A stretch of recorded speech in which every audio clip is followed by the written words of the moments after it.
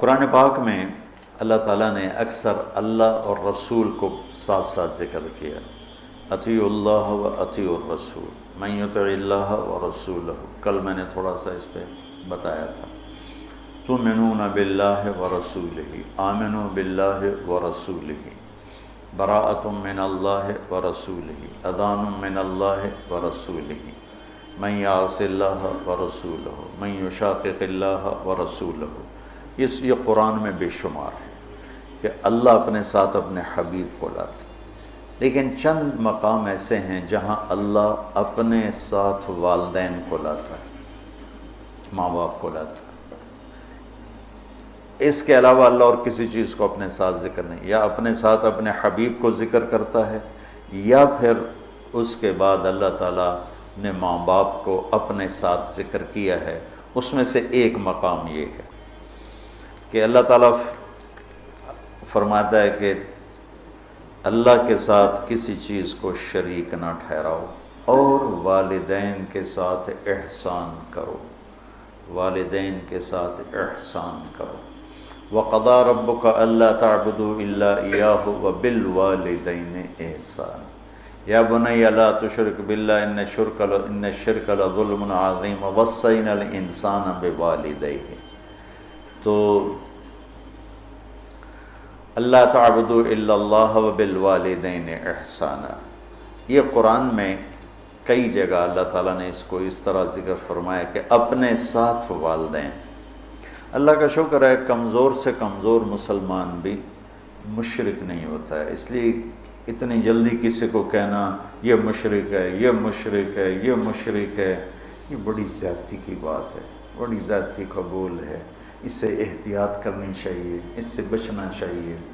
اللہ کے فضل سے مسلمان کے دل میں توحید ہے، وہ جہالت کی وجہ سے کوئی کچھ بول رہا ہوتا ہے، کوئی کچھ بول رہا ہوتا ہے، اس پر اس کو کافر قرار دے دینا، مشرک قرار دے دینا، یہ اتنا آسان نہیں ہے۔ تو میرا ملک تو ویسے ہی ٹکٹک کے کفر کے فتوے مل رہے ہیں، جتنے مرضی کٹوا لو، جتنے مرضی لکھوا، جنہوں مرضی کافر قرار دے دو، جنہوں مرضی، ہر قسم کے لوگ ہوتے ہیں۔ تو اللہ تعالیٰ ارشاد فرما رہے ہیں کہ ایک تو میری ذات میں شریک نہ ٹھہراؤ، یہ حرام ہے، اور دوسرا کیا ہے؟ بالوالدین احسان۔ احسان کا کیا مطلب ہے؟ کسی کام کو اس کی سب سے عالی شان خوبصورت شکل میں ادا کرنا، اس کو احسان کہتے ہیں۔ ہمارے اردو میں احسان کا مطلب ہے کسی کے ساتھ کوئی بھلا کر دینا، بغیر کسی معاوضے کے کسی کے کوئی ایسی مدد کر دینا، اس کو احسان کہتے ہیں۔ وہ بھی ہے، وہ بھی اس میں شامل ہے، لیکن عربی میں احسان ہے مل احسان ان تعبد اللہ کأنک تراہ فإن لم تکن تراہ فإنہ یراک۔ احسان کیا ہے؟ کسی جو کام بھی کرے، اچھائی کا، بھلائی کا جو کام بھی کرے، اس کو اعلیٰ درجے پر کرنے کا نام ہے احسان۔ تو اللہ تعالیٰ یہاں ارشاد فرما رہا ہے کہ والدین کے ساتھ احسان۔ اچھا، ایک اس پہ ذرا غور کریں، اللہ تعالیٰ فرما رہا ہے آؤ میں تمہیں بتاؤں کہ حرام کیا ہے، ٹھیک ہے؟ کہتا ہے شرک نہیں کرنا ہے تو حرام ہے، اور والدین کے ساتھ احسان، یہ حرام کے نیچے کیسے آ گیا؟ کافی دیر میں اس کو سوچتا تھا کہ یہ ادھر تو اللہ کہہ رہا تعالوا اتل ما حرم علیکم ربکم، آؤ میں تمہیں بتاؤں کہ حرام کیا ہے، اللہ تشرکوا بہ شیئا، شرک نہ کرو، ٹھیک سمجھ آ گئی، وبالوالدین احسانا۔ اس کو پچھلے جملے سے یا تو نکالیں، یہ نیا جملہ ہے، اس کے نیچے لائیں تو پھر کیا مطلب ہے کہ پیچھے تو اللہ شروع کر رہا ہے، تو میں بتاتا ہوں حرام کیا چیز ہے، شرک، ٹھیک، اور والدین کے ساتھ احسان۔ تو اگر ہم ظاہری نظر سے دیکھیں اور غور نہ کریں تو یوں لگتا ہے جیسے والدین کے ساتھ احسان بھی حرام ہے۔ میری بات سمجھ میں آئی ہے نا؟ ایسا ٹھیک ہے؟ ہاں، یہاں اللہ تعالیٰ بڑی عجیب طریقے سے ماں باپ کی عظمت کو بتا رہے ہیں کہ ماں باپ کے ساتھ صرف احسان ہی مطلوب ہے، اس سے نیچے جو ہوگا وہ حرام ہوگا، حرام سے نہیں نکل سکو گے۔ اللہ نے ماں باپ کا حق اپنے بعد رکھا ہے، لا تقل لهما اف، جس کو ہم کہتے ہیں بیزاری سے ماں کو کہہ دیا باپ کو کہہ دیا اتنا بھی اللہ تعالیٰ فرما رہا ہے کہ اتنے کی بھی ہم گنجائش نہیں دیں گے ماں باپ کے سامنے۔ میرے نبی نے فرمایا میری ماں ہوتی اور میں عشاء کی نماز کے مصلی پہ کھڑا ہوتا اور سورۃ فاتحہ پڑھ رہا ہوتا اور میری ماں مجھے کہتی محمد، تو میں ماں کی خاطر نماز توڑ دیتا۔ جریج نے نماز نہ توڑی ماں کی پکار پر، اللہ کے نبی کا فرمانا اگر وہ عالم ہوتا تو نماز توڑ دے، وہ عابد تھا وہ نماز توڑ دیتا، اگر وہ عالم ہوتا تو وہ نماز توڑ دیتا، وہ نفل نماز تھی۔ تو اللہ تعالیٰ وَقَضَىٰ رَبُّكَ أَلَّا تَعْبُدُوا إِلَّا إِيَّاهُ وَبِالْوَالِدَيْنِ إِحْسَانًا، کہ تیرے رب کا فرمان ہے، تیرے رب کا اعلان ہے کہ بندگی صرف اللہ کی ہے اور احسان ہے والدین کے ساتھ۔ تو یہاں یہ ایک خوبصورت انداز میں تاکید کی انتہا ہے کہ احسان سے نیچے جو ہوگا وہ اسی حرام میں آئے گا، احسان سے بھی کوئی اوپر کی بات ہے تو وہ کر کے دکھا، وہ کر کے دکھا۔ جو ابو ہریرہ رضی اللہ تعالیٰ عنہ کی نے مسجد میں جہاد کی ترغیب سنی تو آ کے ہتھیار اٹھانے لگے۔ ماں نے پوچھا کہاں جا رہے ہو؟ کہا میں جہاد پہ جا رہا ہوں۔ تو کہنے لگی میں تو اکیلی ہوں، میرا پیچھے کیا بنے گا؟ کہا یہ نہیں مجھے پتا، بس میں جا رہا ہوں۔ تو انہوں نے بہت محنت کی، وہ مانے نہیں۔ پھر انہوں نے اپنے چھاتیوں کی طرف اشارہ کیا، دیکھ میں نے تمہیں یہ دودھ پلایا ہے، اس کے واسطے رک جا۔ کہا نہیں میں نہیں رکوں گا۔ ہتھیار اٹھا کے چل دیے۔ ان کی والدہ نے اللہ کے نبی کو پیغام بھیجا کہ میں نے دودھ کا واسطہ دیا پھر بھی یہ مجھے چھوڑ کے جا رہا۔ تو ابو ہریرہ جب آئے تو آپ نے منہ یوں پھیر لیا، میں آپ کو بتا چکا ہوں کہ آپ کی ناراضگی کی نشانی تھی کہ آپ دیکھ کے منہ یوں پھیر لیتے، آپ نے منہ پھیر لیا۔ تو ابو ہریرہ یا رسول اللہ خیریت تو ہے؟ کیا ہوا؟ کہ تیری ماں تجھے دودھ کا واسطہ دیتی ہے اور تو پھر ہتھیار اٹھا کے جہاد کو جاتا ہے، مجھے تیرے ایسے جہاد کی کوئی ضرورت نہیں، چل جا اپنی ماں کے پاؤں میں بیٹھ، وہی تیرا جہاد۔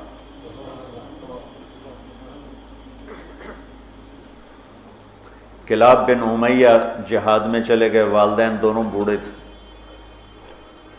تو امیہ کو جب بتائے بھی نہیں والدین کو، تو امیہ کو پتہ چلا تو انہوں نے شعر کہا اذا دعت الحمامۃ ساق حر الی بیضاتها دعوا کلابا ترکت اباک مرعشۃ یداہ وامک لا تسیغ لها شرابا، کہ تو نے ماں باپ کو اس حال میں چھوڑا ہے کہ ایک کا نوالا اپنے ہاتھوں سے منہ پہ نہیں جاتا اور ایک اپنی طاقت سے اٹھ نہیں سکتا، تو اس حال میں چھوڑ کے تو کہاں چلا گیا؟ حضرت عمر کو پتہ چلا اشعار کا، تو انہوں نے فرمایا کلاب کدھر ہے؟ کہا جی وہ جہاد میں فلاں محاذ پر، کا بلاؤ اسے۔ تو انہیں بلایا گیا، اور جب وہ مسجد میں آئے، کہاں گئے تھے؟ چوری کرنے، ڈاکہ ڈالنے؟ کہاں گئے تھے؟ بولو۔ مسجد میں آئے تو حضرت عمر کھڑے ہو گئے، کوڑا اٹھا کے مار مار مار، کوڑا مارے، اچھا یہ کون سا جہاد ہے بوڑھے ماں باپ کو چھوڑ کر؟ پھر ایک لگائیں ٹھو، یہ کون سا جہاد ہے بوڑھے ماں باپ کو چھوڑ کر؟ اتنا مارا کہ اس کے سر سے خون نکلنے لگا کہ یہ کون سا جہاد ہے بوڑھے ماں باپ کو چھوڑ کر؟ تو پھر فرمایا جب تک تیرے والدین زندہ ہے تجھے مدینہ سے نکلنے کی اجازت نہیں ہے۔ میرے نبی نے بتایا تھا نا قیامت کی نشانیوں میں سے ادنا صدیقہ و اقصی اباہ، کہ لوگ دوست کو گلے لگائیں گے، باپ کو دھکے دیں گے، باپ کو دھکے دیں گے، دوست کو گلے لگائیں گے، والدین اولاد سے ڈریں گے۔ اطاع الرجل زوجتہ وعق امہ، بیویوں کی خاطر ماؤں کو ذلیل کریں گے۔ تو اس کو کیا انتلد الامۃ ربتھا، بیٹیاں ماؤں سے نوکرانیوں جیسا سلوک کریں گی۔ پرانی بات ہے، میں ایک ماں بیٹی کو دیکھ رہا تھا، بیٹی ماں سے کہہ رہی تھی، بیٹی ماں سے کہہ رہی تھی بھوک نہیں بھوک نہیں، ہمارے علاقے کی بات، اور اس کی ماں کے موٹے موٹے آنسو گر رہے تھے، بالکل خاموش، وہ حیران پریشان بھی، جس کو میں نے پیٹ سے جنم دیا آج وہ مجھے کہہ رہی ہے بھوک نہیں۔ تو یہ عام ہے کہ آج کل کی پڑھی لکھی نسل انہیں نہیں پتہ باپ کسے کہتے ہیں اور ماں کسے کہتے ہیں۔ کوئی ماں باپ کا بھی ہے کہ وہ اولاد کو اس طرح لے کے نہیں چلتے جیسے چلنا چاہیے۔ پہلا قصور تو ماں باپ کا جو 3 سال کے بچے کو اسکول ڈالتے ہیں۔ محبت کی رسیوں کو کاٹنے والے والدین ہیں، محبت کی جڑوں کو اکھاڑنے والے والدین ہیں جو 3 سال کے بچے کو اسکول ڈال دیتے ہیں اور ماں کی گود سے محروم کر دیتے ہیں، اور وہ بچہ جتنے گھنٹے وہاں رہتا ہے اس کے اندر ایک لاوا پکتا رہا۔ چونکہ میں ہاسٹل لائف گزار چکا ہوں، مجھے اس کا خود ذاتی تجربہ ہے۔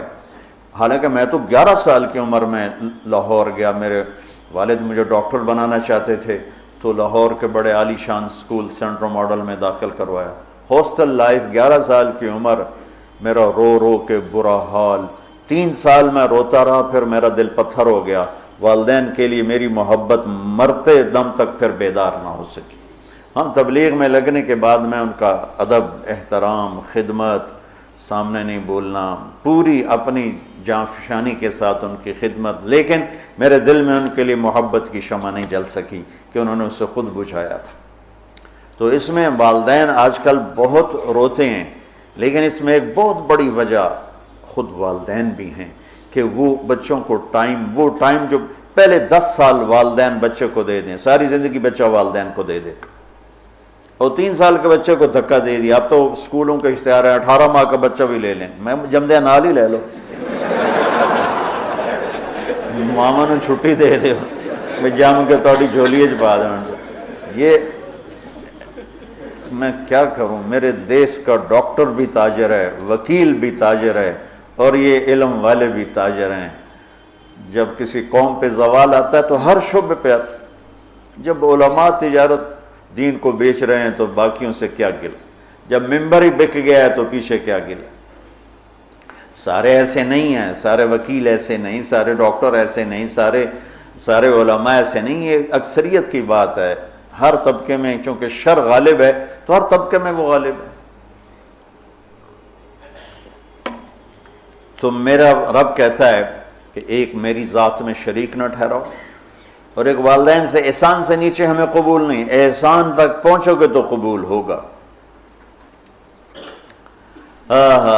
آپ جنت میں تشریف لے گئے تو قرآن کی تلاوت سنی، آپ نے فرمایا کون کر رہے تلاوت؟ انہوں نے کہا جی حارثہ بن نعمان ہے۔ کہا ہے حارثہ بن نعمان؟ وہ تو مدینے میں ہے۔ کہا وہ ماں کا خدمت گزار ایسا ہے کہ جب قرآن پڑھتا ہے ساری جنت کو سنایا جاتا۔